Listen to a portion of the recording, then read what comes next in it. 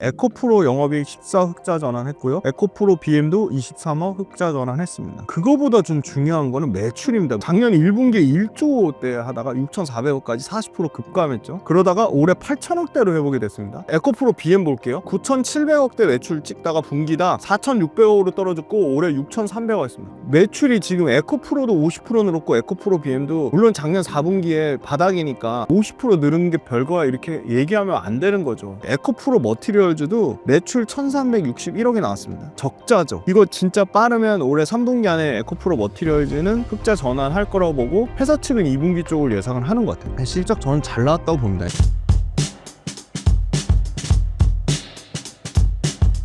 최근 국내 2차 전지 업종 상황을 전해주신다면요? 주가는 여전히 최고점 대비해서 70% 이상 빠진 상황이고요. 전기차 업황이 나쁘냐라고 봤을 때는 저는 업황 그래도 계속 욕을 먹더라도 회복 국면이라고 봅니다. 왜냐면 전기차 판매 데이터가 나쁘지 않거든요. 이거는 판매 데이터는 유럽과 미국을 주력으로 보는데 일단 미국부터 보시면 미국은 전년 대비 4월 달에는 4%가 올랐고요. 총 13만 4천 대를 팔았고요.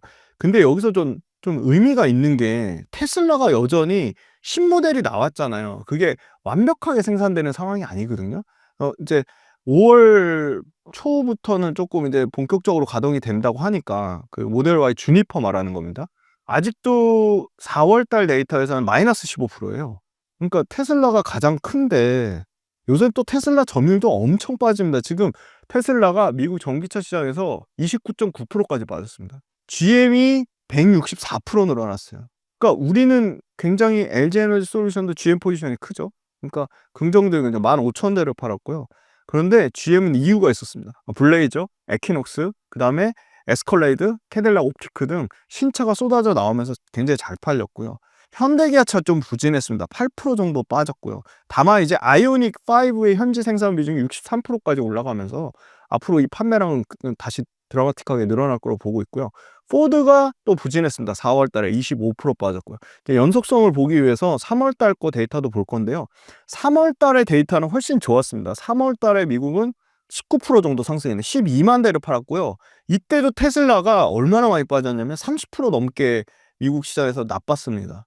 그런데 나머지 아까 말씀드린 GM, 포드, 현대기아차, 스텔란티스, 그다음에 BMW, 심지어 도요타, 혼다까지 회복이 전체적으로 다 나오는 모습을 보였고요.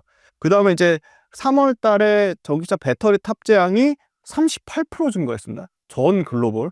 이 중에 미국이 33% 증가했고요. 11기가와트로. 유럽이 30% 증가했습니다. 특히 3월 달에 SK온이 엄청나게 선방을 하면서 SK온이 삼성 SDI나 칼브나 고션을 모두 제치고 CATL, BYD, LG엔솔 다음으로 4등을 했다. 그런데 삼성 SDI가 엄청나게 부진하면서 삼성 SDI가 22%나 전월 대비 빠졌습니다. 4월 달에 유럽의 데이터가 다 안 나와서 4월 달에 유럽 데이터가 영국이 8% 증가했고 프랑스는 작년에 기저효과가 컸거든요. 그리고 보조금이 폐지됐었죠. 독일은 보조금이 살아났고요. 프랑스가 지금 한 자릿수 때까지 다시 회복이 됐습니다. 플러스 전환했습니다. 그럼 상당히 고무적인 거죠. 계속 1, 2, 3월 달 다 마이너스인데 4월 달에 플러스 전환됐어요. 그 다음에 독일이 53.5%가 증가했습니다. 그러니까 유럽이 이렇게 계속 좋아지고 있습니다. 미국이 아까 말씀드린 대로 테슬라 빼고는 GM이 164% 증가하면서 4% 이상, 4.7% 정도 증가했다는 거예요. 자, 그 다음 5월 3일 날 미국 상위 10개 모델 중에 6개에서 7개가 LG엔솔 배터리 탑재라는 기사가 나왔죠. 그래서 관세 부과에 가장 큰 부담을 LG엔솔이 받을 것이다 해가지고 LG엔솔이 실적이 잘 나왔는데 주가는 계속 빠졌어요. 그런데 완성차 업체들이 아직 판매 가격 올리지 않았거든요. 그러니까 이건 무슨 말이냐면 완성차 업체들이 판매 가격을 올리면 그때 수요 둔화가 나온다는 겁니다. 판매 가격 올릴지 안 올릴지 몰라요. 그건 아직 나와봐야지 아는 거고요. 4월 달에 2차 전지 수출입 동향이 나왔는데 17개월 만에 수출 증가를 나타냈습니다. 17개월 만에. 상당히 고무적이에요. 특히 전기차용 배터리 수출이 62%가 증가했습니다. 너무 기저효과가 낮았잖아. 뭐 그렇게 얘기하실 수도 있어요. 충분히 합리적으로 봅니다. 대미 수출이 98%가 늘어났습니다. NCM 배터리가 3억 3,040만 달러로 1월 달, 2월 달에 바닥 찍고 3월 달에 회복됐고 그거보다 조금 더 데이터가 잘 나왔습니다. 그런데 NCA는 3월 달에 1억 5,828만 달러로 회복되다가 4월 달에 9,199만 달러로 급감하면서 데이터가 좀 나빴습니다. 근데 저는 이제 전기차의 좀 부진한 부분을 ESS가 커버해 줘야 된다. 블룸버그 뉴 에너지 파이낸스가 최근에 밝힌 데이터를 보면 글로벌 ESS는 연평균 37%까지 성장한다고 보고 있습니다. 그러면 ESS가 2030년까지는 전기차가 예를 들어 850조 시장이라면 그거에 최소 30에서 최대 40%까지, 그러면 250조에서 거의 한 350조 시장까지는 커질 거라고 보고요. 미국이 17%의 비중을 차지하고 중국이 50%의 이미 비중을 차지합니다. 그런데 중국을 제외하고 나머지 미국하고 유럽은 아직 ESS가 그렇게 엄청나게 성장을 못했기 때문에 성장 여력이 남아있다고 보는 거고요.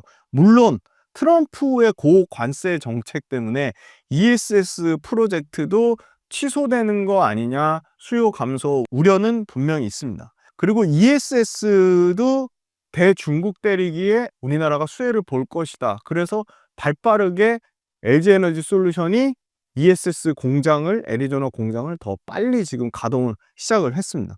왜냐하면 관세가, ESS 중국산 관세가 올해 156% 어마어마하게 올라가고요. 26년 173%까지 올라갑니다. 그러니까 말도 못하게 관세가 세지는 거죠. 그래서 그런 부담감을 가지고 있다는 거고요.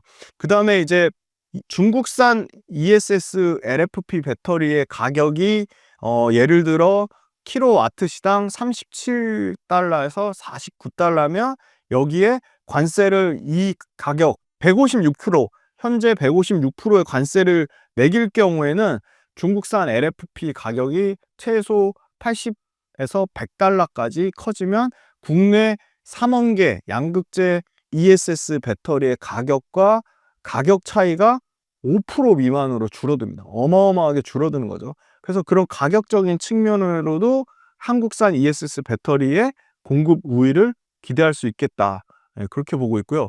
그리고 3월달, 4월달 판매량도 좋았고 양극재 그것도 증가했고 글로벌 ESS도 좀 성장할 거라고 보고 있기 때문에 배터리 업체들이 회복돼야지 양극재 업체들도 연쇄적으로 회복될 거라고 보는데, 제가 오늘 오면서 IRA 세부 규정 발표가 났어요. 오늘 저희 찍는 지금 불과 한 3, 40분 전에 세부안에 대해서 얘기가 나왔는데, 일단은 가장 중요한 거, 우리 LG엔솔과 삼성 SDI나 SK온이 미국에서 첨단 생산세 공제 받는 거.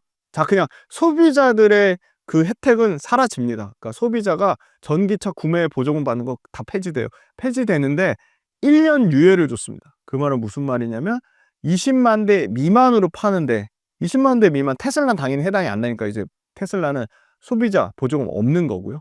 그럼 이제 테슬라 자체 고유의 가격 경쟁력이나 테슬라 자체의 브랜드력으로 커버를 해야겠죠. 그럼 거기에 해당되는 게 있습니다. 당연히 혼다, 뭐 도요타, 리비안 뭐 이런 데들은 1년 유예가 됐습니다. 그러니까 내년에 폐지돼요. 두 번째, 우리가 가장 중요한 거는 미국의 공장 지은 LG엔솔, 삼성, SDI, SK온 이 회사들의 첨단 생산세 공제, 첨단 생산세 공제 25%부터 시작해서 50%, 75%, 100% 단계적으로 폐지할 건데 2033년에 폐지한다고 했는데 1년 당겼어요. 시기가 1년 앞당겨져서 2032년이면 AMPC도 전부 폐지됩니다.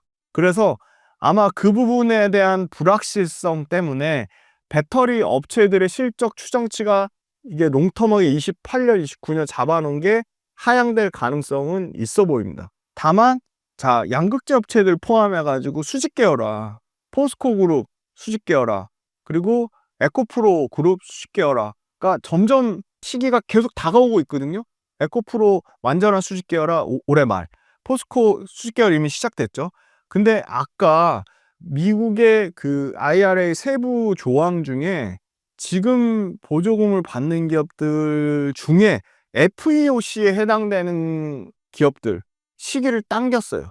그러니까 26년에 일부 전구체라든지 음극재에 해당되는 것들 그 시기를 일부 조정한 게 있거든요. 그러니까 그 말은 무슨 말이냐면 당장 중국산 음극재를 쓰거나 중국산 전구체를 쓰는 거가 정책 이 방향성 IRA 변경 때문에 더 빠르게 그 시기가 당겨졌기 때문에 단계적으로 폐지한다는 그 단계적 폐지 시기가 당겨졌다는 거예요. 그러니까 그 부분에 대해서 당장 지금 탈중국 응급제 밸류체인, 탈중국 전구체 밸류체인 이런 회사들이 좀 빠르게 실적이 그렇겠죠. 완성차 업체도 그렇고 배터리 업체들도 그렇고 중국에 의존했던 원자재 체인을 또는 소재 업체 체인을 이제는 당장 바꿔야 되는 탈중국 니즈가 가속화될 것을 봅니다. 그런 측면으로 보면 전구체 업체나 응급제 업체나 이런 업체들이 조금 실적 전환, 그러니까 실적의 턴어라운드 되는 시기가 조금 더 빨라지지 않을까 그런 기대감을 갖고 있습니다. 최근 에코프로 그룹주 상황은 어떤가요? 에코프로 그룹주들이 실적이 턴어라운드가 되고 있습니다, 지금. 요거 에코프로 그룹사 실적인데요. 에코프로 영업이익 14 흑자 전환했고요. 에코프로 BM도 23억 흑자 전환했습니다. 자, 좀 그거보다 좀 중요한 거는 매출입니다, 매출. 작년 4분기에 매출로 바닥을 찍었습니다. 6,400억대까지 떨어졌죠. 작년 1분기에 1조대 하다가 6,400억까지 40% 급감했죠. 그러다가 올해 8천억대로 회복이 됐습니다. 자, 에코프로 BM 볼게요. 9,700억대 매출 찍다가 분기다 4,600억으로 떨어졌고 올해 6,300억이었습니다. 아니 매출이 지금 에코프로도 50% 늘었고 에코프로 BM도 물론 작년 4분기에 바닥이니까 야 50% 늘은 게 별거야 이렇게 얘기하면 안 되는 거죠. 계속 캐즘 얘기하고 유럽한테 점유율 뺏기고 미국 시장에서도 차가 안 팔리네 이렇게 얘기하는데 어떻게 매출이 50%가 늘죠? 말이 안 되는 거고 에코프로 머티리얼즈도 매출 1361억이 나왔습니다. 근데 보세요. 적자죠. 148억. 근데 저는 이거 진짜 빠르면 올해 3분기 안에 에코프로 머티리얼즈는 흑자 전환할 거라고 보고 회사 측은 2분기 쪽을 예상을 하는 것 같아요. 실적 저는 잘 나왔다고 봅니다. 에코프로 HM만 매출이 줄었습니다. 344억으로. 자, 그 다음에 포스코 퓨처엠 실적 잘 나왔어요. 포스코 퓨처엠도 1분기에 시장에서 예상했던 것보다 영업이익이 172억으로 훨씬 잘 나왔습니다. 흑자 전환했고요, 당연히. LG화학만 조금 보수적으로 얘기해서 실적이 좀 부진했고 LNF 실적이 좀 나빴고요. 전반적으로 양극재 업체들 실적 좋았고 에코프로 실적 좋았는데요. 일단 에코프로 BM부터 먼저 말씀드릴게요. 가장 중요한 거는 중장기 관점에서 추가 고객사 확보가 저는 계속 중요한 것 같아요. 너무 삼성 SDI에 대한 의존도가 높은데 만약에 이제 LFP 올해 연말까지 5,000톤 양산하겠다고 했거든요. 이거 LFP 양산하면요. 어디가 고객사로 들어올 가능성이 있냐면 CATL입니다. CATL 얘기를 컨퍼런스 콜에서 밝혔습니다. 그거는 바로 이 TCA 정책 때문에 그래요. TCA가 유럽에서 역내 생산을 유도하는 정책이거든요. 근데 이 에코프로비엠 그 헝가리 공장이 CATL하고 아주 밀접한 연관이 있습니다. 그래서 CATL 관련된 상당히 좀 의미 있는 물량이 나오지 않을까 그렇게 보고 있고요. 삼성 SDI가 ESS LG엔솔 못지않게 아마 중국발 ESS가 철퇴를 맞으면 삼성 SDI ESS 당연히 같이 수혜를 볼 수밖에 없거든요. 그래서 삼성발 SDI 물량도 2분기부터는 조금 실적에 반영이 되지 않을까 그렇게 보고 있고요. SK온 물량이 또 크죠. SK온 아까 말씀드렸잖아요. 3월 달에 데이터가 제일 좋았다고요. 삼성 SDI나 LG엔솔보다 제일 좋았다고. 에코프로비엠은 SK온 물량도 상당히 큽니다. 근데 그게 뭐가 있냐면요. F150 라이트닝이 있고요. E 트랜짓이라는 모델이 있거든요. 그 두 개가 잘 팔려야 되는데 F150 라이트닝이 NCM9 탑재하는데 요게 잘 팔렸어요. 그러니까 요게 F150 라이트닝이 4,958대가 팔려가지고 이게 좀 실적이 어느 정도 반영이 된 것 같아요. 그리고 독일 전기차가 세제 혜택 받으면서 1분기 출하량이 30% 이상 증가했다. 그러니까 유럽이 좀 회복되면 에코프로비엠이 제일 좋아지긴 해요. 그러니까 너무 심플해요. 포스코 퓨처엠은 미국 물량이 80%니까 미국이 좋아지면 포스코 퓨처엠이 당연히 실적 모멘텀을 강하게 받는 거고 유럽이 좋아진다? 그럼 에코프로비엠이 가장 좋은 상황이다. 근데 NCM9을 아까 많이 팔리려면 포드의 F150 라이트닝이 많이 팔려야 되는데 F150 라이트닝이 앞으로 포드에서 예상한 것만큼 팔려면 17만 5천 대를 팔아야 돼요. 어마어마하게 앞으로 막 50% 100%씩 증가해야 돼요. 그러니까 부담감이 있어요. 그래서 신규 추가 고객이 계속 필요하다는 겁니다. 뭐 지표로 또 몇 개 보면 재고 자산 회전율 5개 분기 만에 1까지 회복됐어요. 이게 4분기 때 0.7까지 떨어졌거든요. 상당히 회복이 되고 있다. 재고 일수로 보면요. 131일에서 1분기에 89일까지 떨어졌고요. 이게 2, 3분기로 가면 저는 70일 밑으로까지 떨어질 것 같아요. 그 다음에 얘가 500억의 재고평가손 누적분이 있습니다. 그러니까 이게 리튬 가격이 오르면 환입되는 거예요. 이미 1분기에 얼마가 환입됐냐면 재고평가손이 307억이 환입이 됐습니다. 1분기에.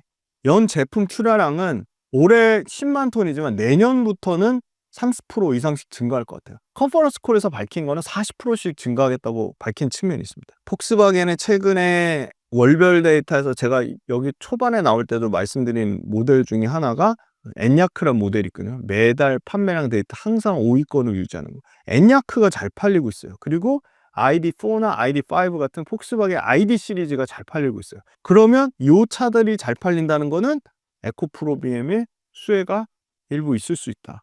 근데 그거보다 더 물량 큰 거는 이제 BMW가 잘 팔려야 돼요. 그래서 에코프로는 지금 BMW 점진적인 재고 소진이 상당히 좀 중요할 거라고 보고, 포드가 신차 나왔어요. 푸마라고. 포드 신차, 이것도 잘 팔려야 된다. 그래서 그게 에코프로면 상당히 영향을 미칠 거라고 보고요. LFP 양극재 아마 국내에서는 최대 규모일 것 같아요. 요것도 사실 뭐 LNF도 한다고 했는데 에코프로면 제일 빠를 것 같아요. 하반기에 5,000톤 증설하면 이거 일단 헝가리 54,000톤 공장까지 감안해서 상당히 그 CATL에 대한 기대감이 있을 거로 보고, 다시 코스피 이전 상장 준비 얘기가 나오고 있습니다. 작년 11월 달에 추진했다 실패했죠. 그래서 코스피 이전 얘기가 나오면 상당히 자금적으로 상당히 도움이 될 것 같고, 4월 달에 전기차 판매 분기 실적으로 바닥 통과하고 있습니다. 그래서 그런 부분에 대한 기대감을 갖고 있고, 경쟁업체 중국의 롱바이랑 이스프링 역시도 유럽 내 대규모 생산기 구축을 하고 있는데 그런 것 같아요. 그러면 CATL 중국 거 롱바이나 이스프링을 못 쓰는 구조적인 이유가 있지 않을까? 왜 롱바이나 이스프링도 대규모 생산기지 구축하고 있는데 얘네 거 안 쓰고 지금 에코프로비엠 얘기가 나온다는 거는 분명히 어떤 구조적인 문제가 있다. 에코프로비엠이 또 근데 또 저는 현대차가 지금 굉장히 잘하고 있는데, 이번에 아세요? 기아 EV3는 현대차 아이오닉 9이요. 또 유럽에서 영국에서 최고의 차 선정이 또 됐습니다. 근데 현대차의 물량이 이렇게 막 드라마틱하게 늘어나는 것 같지는 않아요. 그러니까 그 말은 무슨 말이냐면 현대차 들어가는 물량도 포스코 퓨처엠한테 좀 일부 뺏기는 그런 측면이 있는 것 같고, 여기 현대차에 LNF는 들어가는지는 모르겠어요. 안 들어가는 것 같아요. 포스코 퓨처엠이 거의 주력인 것 같고 LG와 거가 좀 있는 것 같고요. 그래서 아무튼 이 SK온이 현대차 물량을 또 많이 늘리려고 하고 있기 때문에 포드에 대한 의존도를 낮추려면 현대차 쪽도 좀 커져야 된다고 보고요. 삼성 SDI는 워낙 주력 고객사니까 센 거고. 그래서 저는 에코프로 BM은 회복의 초입 국면에 있다. 근데 분기 실적으로 몇 번 더 확인해야 된다. 그렇게 보고 있고요. 저는 에코프로 그룹사는 전혀 관심이 없는데 에코프로 머티는 굉장히 관심이 많습니다. 매수매도 추천 아닙니다. 왜냐면 구조적으로 그냥 당장 우리나라만 봐도 양극재 하면 양극재 5대 천하, 에코프로 BM, 포스코 퓨처엠, LG와 LNF, 코스모 신소재 5개나 있잖아요. 전구체 기업 딱 얘기해 보세요. 없어요. 에코프로 머티나 에코인드림이나 포스코 퓨처엠 자회사 이렇게 3개밖에 없어요. 근데 그 중에 어디가 1등이죠? 에코프로 머티가 압도적으로 1등입니다. 출하량으로도 그렇고요. 매출 사이즈로도 그렇고요. 에코프로 머티는 당장 올해 하반기에 드디어 외부 판매 비중을 50% 초과할 것이라고 얘기했습니다. 이미 신규 고객사 컬테스트에서 2-3개 이상 확보한다고 해요. 저는 이게 에코프로 머티가 못 가는 치명적인 약점은 에코프로 BM에 대한 의존도가 90% 이상이라고 보는데, 에코프로 그럼 BM 망하면 에코프로 머티 같이 망하는 거잖아요. 그러니까 결론적으로 에코프로 BM 이상의 어떤 고객사만 확보가 된다고 하면 상당히 에코프로 머티는 실적이 에코프로 BM보다 더 빠르게 올라가지 않을까 그렇게 보고요. 에코프로 BM이 지금 굉장히 잘하고 있는 게 밸류체인 내재화입니다. 자, 그린 에코니켈이라고 실제 니켈을 직접 인도네시아에 조달하는 게 이미 시작이 됐고요. 아마 연간으로 1,000억 이상의 연결 손익을 개선을 기대하고 있어요.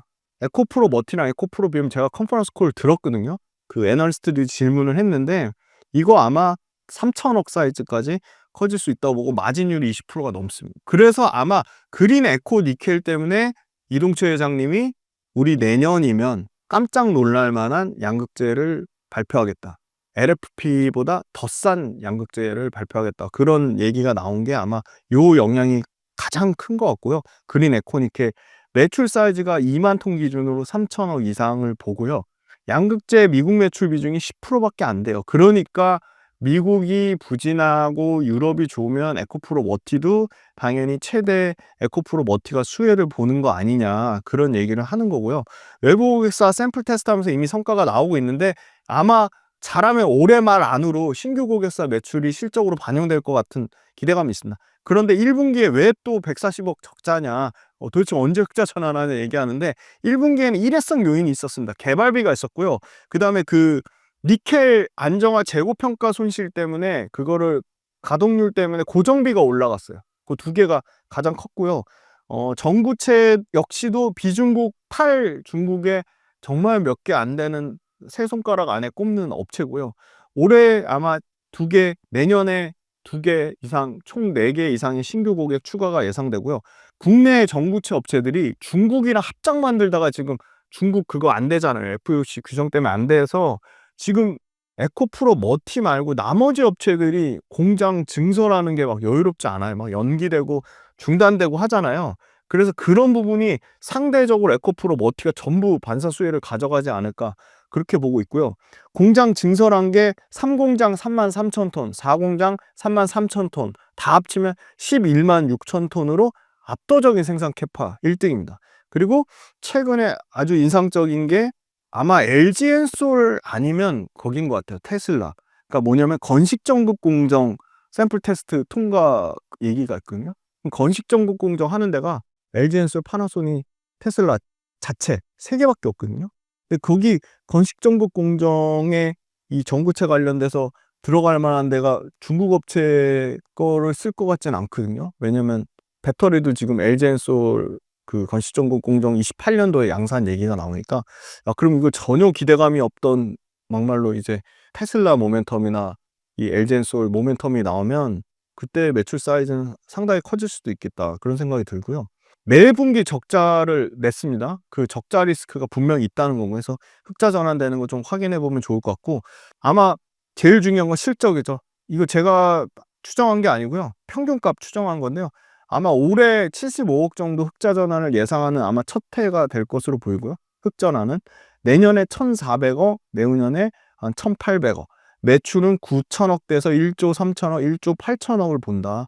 그래서 가장 에코프로 BM보다 훨씬 더 드라마틱하게 실적 개선되는 해라고 보고 있기 때문에 에코프로 머티도 똑같이 주가가 70% 이상 박살이 났습니다. 그래서 전구체 업체는 조금 양극재 업체보다는 훨씬 더 강력한 쇼티지의 모멘텀이 있다, 그렇게 말씀드리겠습니다. 많은 기업이 로봇에 큰 돈을 투자하는 이유가 뭔가요? 영화에서 보던 이제 아이언맨, 그런 게 이제 진짜 상용화가 되고 있죠. 근데 첫 번째는 제 얘기가 아니고요. 빅테크 업체들이 AI를 가장 정확하게 또는 가장 효율적으로 테스트 베드로 쓸 수 있는 하드웨어가 뭐냐 했을 때 공통적으로 이제 로봇을 꼽았습니다. 그러니까 엔비디아 젠슨랑도 제조업 공정에 휴머노이드 로봇이 활용될 날이 5년도 남지 않았다, 기간으로 얘기를 한 거죠. 휴머노이드 금방, 생각보다 우리가 생각했던 것보다 훨씬 빠르게 이게 상용화가 될 것이다라는 거죠. 두 번째는 로봇의 가격이 많이 내려왔습니다. 중국 징동닷컴의 유니트리라는 로봇이 2천만 원대 나오자마자 바로 그냥 광클 한다고 하잖아요. 그걸 마감 그냥. 그래서 가격 경쟁력이 일단 생겼다는 거고요. 세 번째는 아까 그거랑 똑같아요. 초고령화 사회로 진입을 하면서 생산 가능 인구가 너무 떨어지는 거예요. 근데 또 각종 인건비는 올라가면서 뭐 산업재해, 자영업이 어려운데 인건비는 비싸고, 그런데 제가 강원도에 최근에 갔다 왔는데 일하시는 분이 전부 외국인이에요. 식당 가서 앉아있는데 손님들도 전부 외국인. 근데 이제 커피숍 가니까 로봇이 에스프레소를 하더라고요. 근데 점점 많아져요. 배달도 식당 가니까 전부 로봇이 배달해, 서빙. 그러니까 그만큼 이미 일상생활에 깊숙하게 침투를 하고 있다는 겁니다. 그리고 로봇에 대한 일종의 그 저항이 좀 많이 낮아졌어요. 그 얘기는 정부의 규제가 많이 완화되고 있다는 점입니다. 특히 자동차 공장이 어떻게 보면 대량 생산성, 대량 양산의 그 가장 표본인데요. 휴머노이드 로봇 자체가 혁신적인 가격을 통해서 대량 양산 체제에 들어가려고 하는 그 기간이 굉장히 단축됐다는 거. 그리고 우리가 생각하는 것보다 훨씬 빠르게 기술의 속도, 진입 장벽이 지금 낮아지고 있다는 거고. 그리고 로봇 관련돼서 앞으로 연 생산량이 10,000대 정도 되면 테슬라의 일론 머스크가 상당히 유의미한 생산의 변곡점이 생길 거라고 했는데, 휴머노이드 로봇 자체가 제조업체 생산 공정에 막 투입되기 시작하면서 그 시기가 조금 더 빨라질 거다.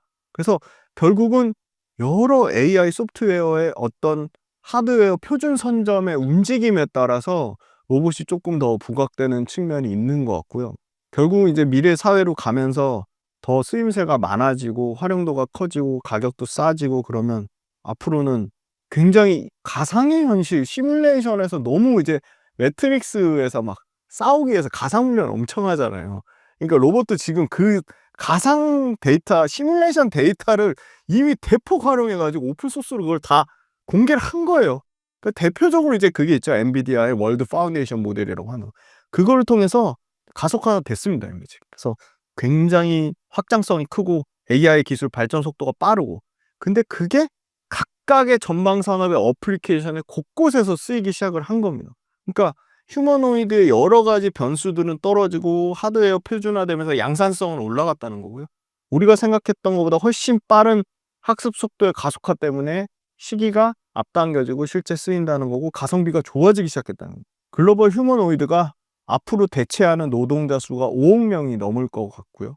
OECD 전체 회원국의 서비스업의 종사자만 다 대체하더라도 2035년 기준으로 80% 이상이니까 2035년에 서비스업 노동자 종사자 수는 약 6억 명을 예상을 하고 있습니다. 6억 명의 80%면 약 4억 8천 명이 휴머노이드 로봇으로 전부 대체될 거다. 그리고 AI하고 결합하는 지능형 플랫폼은 로봇이 가장 효과적이고 가장 핵심적인 플랫폼으로, 로봇도 일종의 플랫폼이 될 거라는 겁니다. 그래서 그런 측면으로 보면 성장 가능성이 매우 높고, 그래서 글로벌 업체들, 빅테크 업체들도 가장 빠르게 엄청나게 많은 돈을 투자하고 있고, 안타깝게도 우리나라만 2030년까지 1조 달러가 아니고 1조 투자한다고 했는데, 글로벌 중국을 포함해서 미국을 포함해서 일본을 포함해서 유럽까지 우리나라의 100배 넘게, 뭐 많은 데는 1000배 이상 로봇 산업에 투자를 하고 있다는 측면을 보면 굉장히 로봇 산업이 앞으로 발전 가능성이 있고 미래 사회로 가는 데 있어서 가장 중요한 역할을 하는 산업이라고 보고 있습니다. 로봇 시대가 다가온다면 국내 2차 전지 업종도 수혜를 볼 수 있을까요? 모건 스탠리가 최근 리포트에서 브레인에 해당되는 거 60%는 다 미국 업체가 가져갈 거라고 했지만, 그 바디에 해당되는 거는 아시아 업체와 일본 업체 그리고 우리나라 업체에 언급을 했거든요. 그 대표적인 우리나라 업체에 그러면 로봇에 들어가는 배터리를 누가 만들 거냐, 그거에 아주 탑티어로 LG에너지 솔루션이 꼽혔습니다. 물론 여기밖에 못 넣는다고 하니까 사이즈가 작잖아요. 그런데 생각해 보시면 자동차하고 비교도 안 되게 어마어마한 수량이 들어갈 겁니다. 최근에 베이징에서 로봇 마라톤 대회 때 2시간 33분대 로봇이 들어오면서 사람보다 더 좋은 데이터를 기록할 정도로 이 배터리에 대한 안정성, 배터리에 대한 기술 진입 장벽, 배터리에 대한 놀라운 교체 주기의 그 단축, 이런 걸 감안을 하면 우리나라 배터리 업체가 당연히 수혜를 받지 않을까. 다이렉트로 LG에너지 솔루션 같은 경우는 지금 탑티어가 어디죠?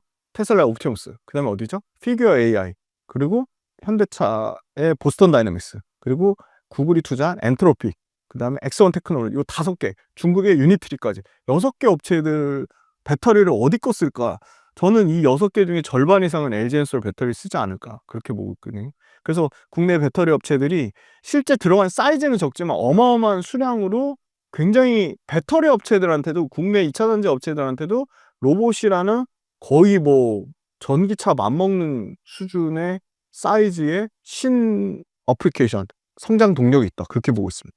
다가올 로봇 시대에 투자하고 싶다면 어디에 투자하는 게 좋을까요? 이것도 로봇도 지금 세계 1등을 테슬라로 보고 있어서 테슬라가 좀 가장 매력적이긴 한데, 테슬라는 로봇 말고도 모멘텀이 너무 많잖아요. 뭐 자율주행 모멘텀도 있고 전기차 모멘텀도 있고 ESS 모멘텀도 있고 인공위성 모멘텀도 있잖아요. 그래서 저는 순수하게 로봇만 보면 테슬라 옵티머스랑 가장 동급의 휴머노이드 로봇으로 보는 데가 피규어 AI거든요.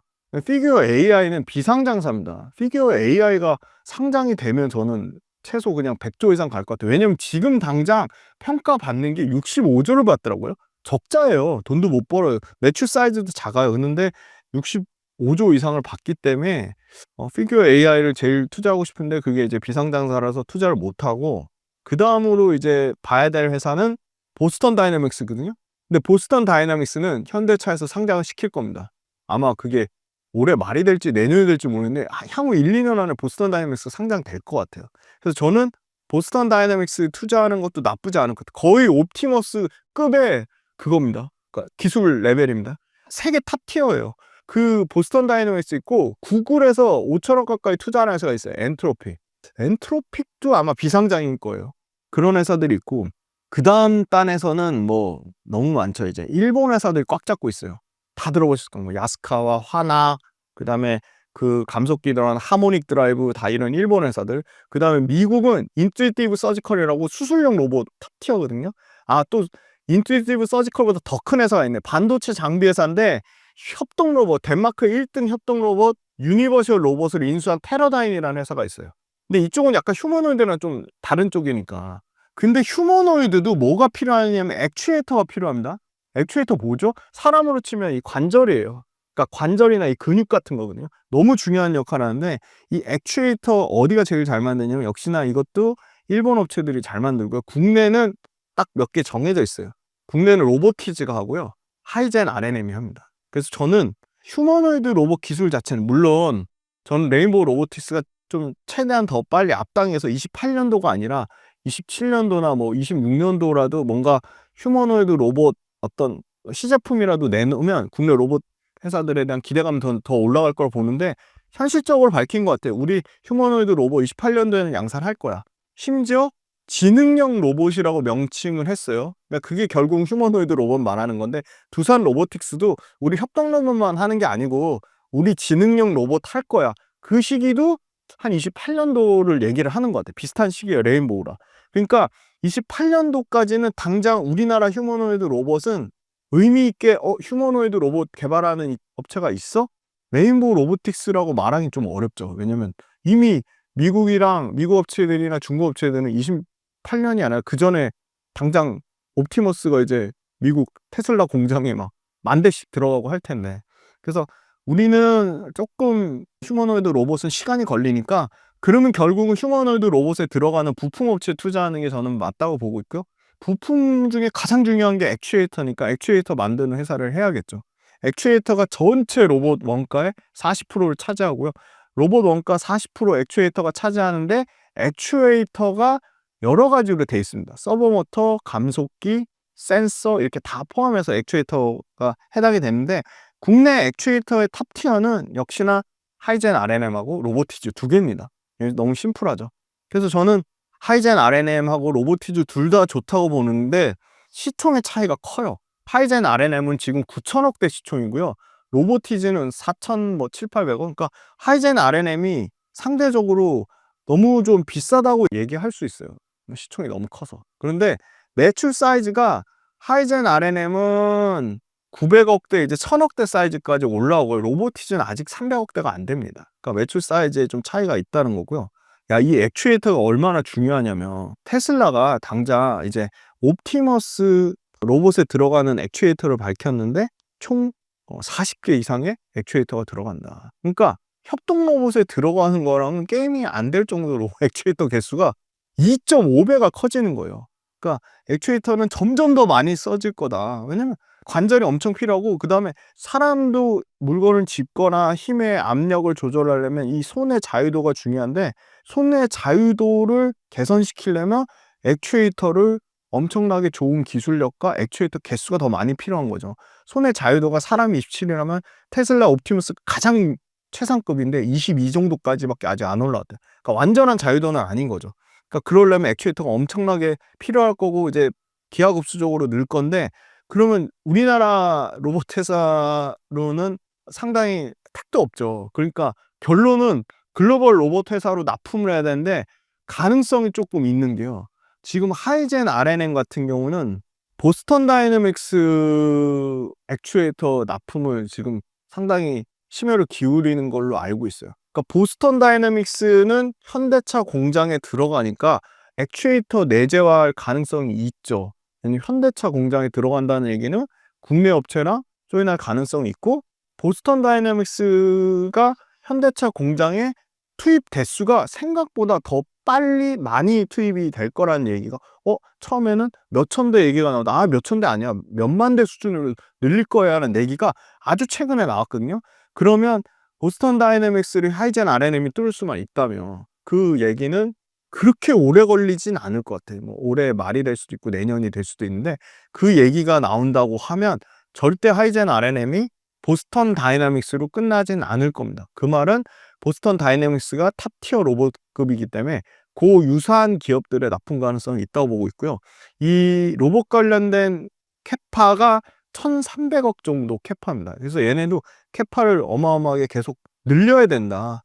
그래서 하이젠 RNM 같은 경우는 앞으로 휴머노이드 발전 방향에 지금 딱 맞고요. 관절의 자유도나 이런 기술력, 그다음에 불규칙하거나 복잡 운동, 그러니까 기존의 단순 로봇이 하는 회전 운동을 넘어서 이제 병진 운동까지 가지면 관절이 엄청나게 쓸 거고, 그 관절을 국내에서 할 수 있는 게 로보티즈나 하이젠 RNM밖에 없다. 하이젠 RNM은 저는 계속 좀 부각을 받을 거다, 그렇게 보고, 시가총액이 지금 다소 좀 부담이 있습니다. 거의 1조 가까운 시총을 나타내고 있기 때문에 앞으로 매출과 이익의 사이즈가 조금 더 가파르게 올라가지는 게 좀 봐야 될 것 같고, 액추에이터 양산에 대비해서 선제적으로 증설했다는 게 전 중요한 것 같아요. 지금 벌써 이미 형 캐파를 1,300억 이상의 사이즈로 증설하겠다고 한 거는 어느 정도 뭐 보스턴 다이내믹스라든지 어느 정도 글로벌 업체의 물량을 받기 위한 선제적 대응이라고 보고, 이 회사 대표하고 그 밑에 임원진이 두산 에너빌리티 출신이에요. 그러니까 기본적으로 저는 두산 로보틱스는 일단 납품이 된다고 보고, 레인보우 로보틱스도 실제 받는지 제가 조금 그거는 다음 달에 확인해서 말씀드릴 텐데, 아마 국내 탑티어는 거의 다 하이젠 RNM의 액추에이터를 쓴다고 보면 맞지 않을까. 그래서 하이젠 RNM을 저는 좀 탑픽으로 꼽고 있습니다. 마지막으로 신사임당 구독자분들께 한 말씀 부탁드립니다. 주식이 다 어렵습니다. 그러니까 누구나 다 수익 내면은, 아직도 주식을 뭐 불로소득으로 얘기하시는 분들도 있고, 주가 떨어지면 또 굉장히 멘탈이 나가시고 힘들어 하시는데, 그건 누구나 다 똑같고요. 쉬운 일이 어디 있겠습니다. 그래서 저는 생각하는 거는, 일단은 중간중간 공부하는 과정을 좀 재밌게 생각하셨으면 좋겠어요. 야, 우리나라 기업들이 이렇게 잘해? 야, 우리나라 회사들이 이렇게 다양한 비즈니스를 하고 있네. 와, 너무 재밌는 거예요. 이거를 자녀분들하고도 대화의 소재로 삼으셔도 전 너무 좋을 것 같고요. 그럼 그 자체가 금융 교육이 됩니다. 그리고 두 번째는 주식으로 돈 버는 거에 대해서 좀 시간을 좀 주셔야 돼요. 그러니까 너무 급하게 생각하시는 것 같아요. 세 번째는 욕심들이 너무 과하세요. 주식 투자하면 무조건 막 50%, 100%씩 수익 나면, 요새 또 비트코인 올라가면 비트코인의 변동성은 비교가 안 되잖아요. 그러니까 비트코인 하시는 분은 주식이 너무 재미없는 거예요. 그러니까 그거를 적절하게 자산 배분하시는 게 중요할 것 같고, 아무튼 주식을 조금 넓은 마음, 유연한 사고와 긍정적인 마인드로 좀 봐주셨으면 좋겠어요. 그러니까 수익이 좀 안 나더라도 스트레스 받지 마시고, 새로운 기업을 알아가면서 시간에 조금 투자를 하시면 좋을 것 같고, 주식으로 좀 수익 났잖아요? 그러면 보통 껄무새가 되거든요. 아, 그때라도 손절할 걸, 그때라도 수익 실현할 걸, 그렇게 얘기하지 마시고, 그냥 이 정도 목표 수익률 세웠는데 벌써 이미 내가 생각했던 것보다 빨리 와버렸네? 그럼 좀 수익 실현 좀 하세요. 그리고 나는 이 정도 손절가를 세웠는데 그 손절가 너무 내가 생각했던 것보다 빨리 도달했네?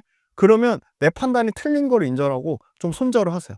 그러니까 손절하고 익절, 이 두 개를 못 하시면 주식을 안 하시는 게 맞습니다. 그래서 손절하고 익절을 좀 많이 하시고, 유튜브에서 아무리 좋은 얘기가 나와도 내가 손품 팔아서 찾아보셔야 돼요. 손품의 싸움이에요. 손품의 싸움이고, 매일매일 시황을 어떻게 분석하고 매일매일 기업 분석이나 산업 분석을 어떻게 하시는지 궁금하신 분은 5월 31일 날 4명이서 오프라인 강연회를 서울에서 하니까 그것도 많이 참석해 주시면 좋을 것 같고, 빌리언스 캠퍼스 구독 모델도 많이 참석해 주시면 감사하겠습니다. 다음 달에 또 더 재미난 산업과 기업에 대한 소식을 가지고 또 찾아뵈면 좋을 것 같습니다.